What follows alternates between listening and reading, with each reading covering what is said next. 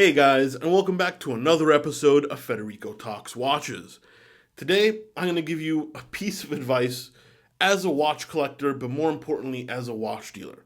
And I'm going to tell you something that a lot of collectors do that unfortunately loses them a lot of money. But of course, before we get started, customary wristwatch check. Today I'm wearing the H. Moser Endeavor Big Date.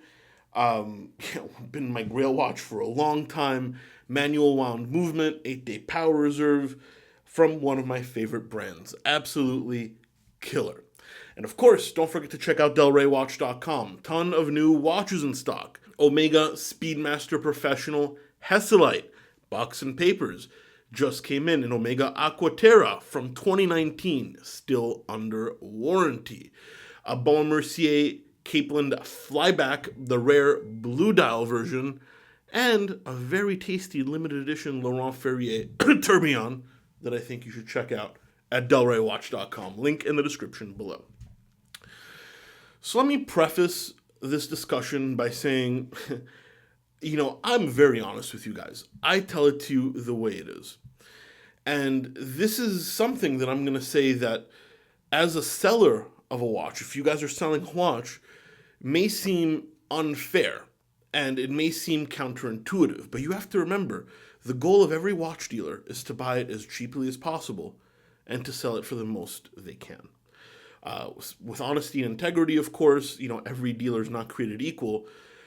So what I may say, may make you unhappy, but unfortunately, it's the way it is. And I'm trying my best to inform you so you guys can make the best decision as possible. And of course, full disclosure, I'm obviously a watch dealer.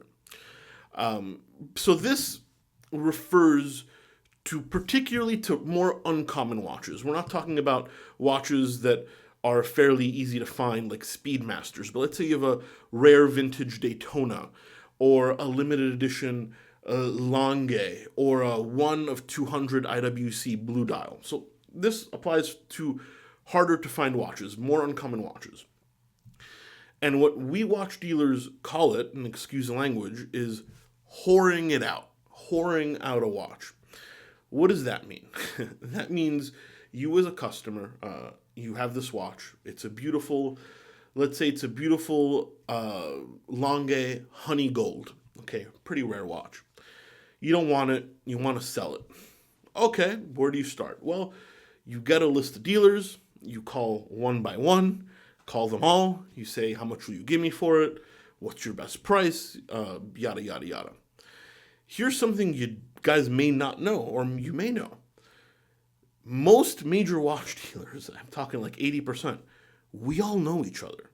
We all talk to each other every few minutes. We're all in WhatsApp groups. We have a watch dealer network. And when someone offers us this watch, we automatically post it in a public watch dealer group, a private watch dealer group, for two reasons. One, to see if we can make a quick flip.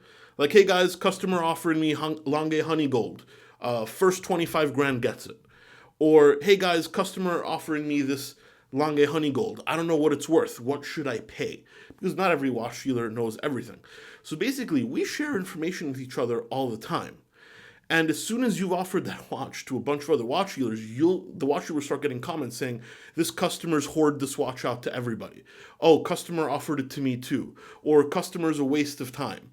And the truth is, once that happens, your watch becomes worth significantly less. Why? Well, for a couple of reasons. First, you get taken less seriously as a buyer, even as a seller, rather. You get taken less seriously, even though you may have the best intention to sell. I mean, your goal is to get as much money for it as possible, and God knows I don't blame you. But the second reason is the watch dealer you offered it to lost the option for the quick flip. I mean, some dealers, they don't want to buy a 20 and sell a 25. They want to buy a 20 and sell it to another dealer at 21. So you sell it to a dealer who sells it to a dealer who then puts it in a store. And if the dealer loses that option, he may not want to stock it.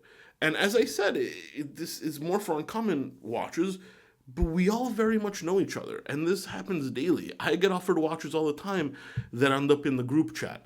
People People in the group chat get offered watches from other dealers all the time. So the best piece of advice I can give you is when it comes time to sell a watch, pick a small amount of dealers. One, two, no more than two. And I'm not saying pick me or Delray Watch, okay? Pick whoever you want. Pick someone you trust and offer it to them one at a time. And don't say, have a number in mind and, accept the offer if you get the offer you want. As soon as you say, I have to think about it, unfortunately, you lose leverage. So call one dealer, try and get the offer you want. If you don't get it, then move on to the next one. But as soon as you get an offer that is acceptable, accept it. Don't just shop it around to every dealer. You're killing your leverage because we all speak to each other. And nobody wants to buy a watch that's been offered to the entire dealer community because then they lose the option to flip it. And yes, I get you're trying to get the best price you can. As I said, I don't blame you for that, but it's an honest piece of advice. If you don't like what I'm saying, that's fine, but it is the truth. You are hurting the value of your watch by whoring it out to every watch dealer because then we know that nobody made you an offer and it's worth less. So the best piece of advice is, guys, one dealer at a time, preferably no more than 2 or 3 total. And when you get the number you want, accept it. Because if you say, I got to think about it, let me call you back, I can tell you that offer is going to go down. And then God forbid you call the second dealer who then speaks to the first dealer and then you lose the first offer. It just is what it is. We watch dealers communicate because we don't know the price of everything. We ask each other's advice. We sell each other watches all the time. We share information, and that unfortunately may cause you to lose leverage if you've offered your watch to a significant amount of watch dealers. Now, guys, I just try and give you the best advice I can. This is a very common mechanic. I've seen people lose tens of thousands of dollars this way. By trying to get the best price, they then lose 30% of the value of their watch. And it is what it is. Once again, don't be upset with me. I'm not trying to tell you guys not to try and get the most you can, but I am telling you guys you may be shooting yourself in the foot if you use this tactic. Anyway, guys, that's it for today. I do apologize for not making videos super regularly. I've been absolutely swamped here at delraywatch.com. And that's a good thing, I guess. It's a good thing because business is going very well.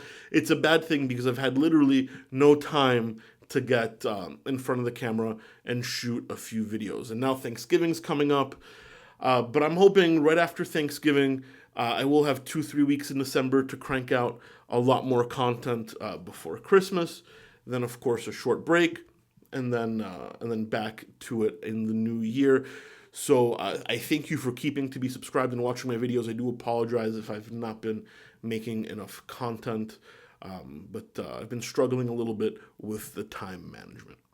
Anyway, guys, if you enjoyed this video, please give it a thumbs up. It really does help. And don't forget to subscribe so you don't miss any content.